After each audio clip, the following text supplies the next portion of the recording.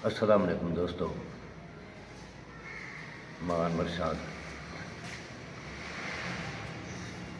मैं मुख्तसर चंद जुमला तव्हां सिंध वारनि जे लाइ ऐं सिंधी क़ौम जे लाइ जिते जिते मुंहिंजा सिंधी आहिनि उन्हनि खे मुंहिंजी तरफ़ खां सलाम क़बूल थिए।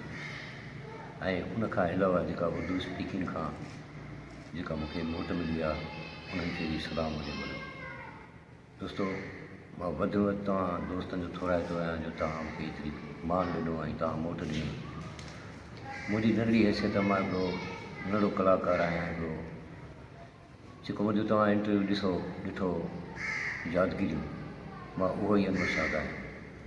पर सच पुछो त मुंहिंजे 50 साल जा जेके इहे थक आहिनि उहे लही विया, जेको तव्हां मूंखे मोट ॾिनी ऐं तव्हां मूंखे ओबलाइज़ कयो आहे।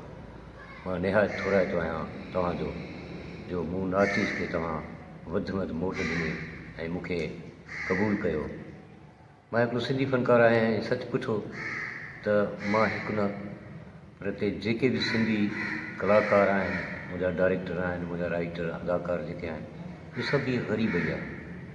मूंखे सुवालु कयो वियो त तव्हांजी केरु सपोर्ट कोन थो करे, त मूं जवाब में इहो ई चयो त उहे छा सपोर्ट कंदा, उहे ख़ुदि ग़रीब आहिनि। असांखे एतिरो मिलंदो आहे जेतिरो असांजो चुल्हो मिलंदो आहे।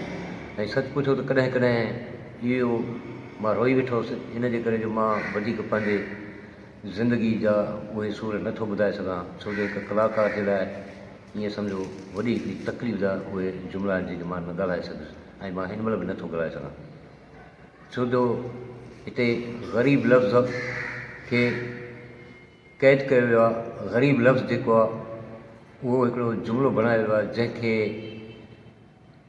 हिन दुनिया में अज़त मिलंदी आहे। मां उन ग़ुर्बत ते छा ॻाल्हायां, मुंहिंजो घर त तव्हां ॾिठो त मुंहिंजे घर में छा आहे ऐं हिन महिल बि उहा ई कंडीशन आहे।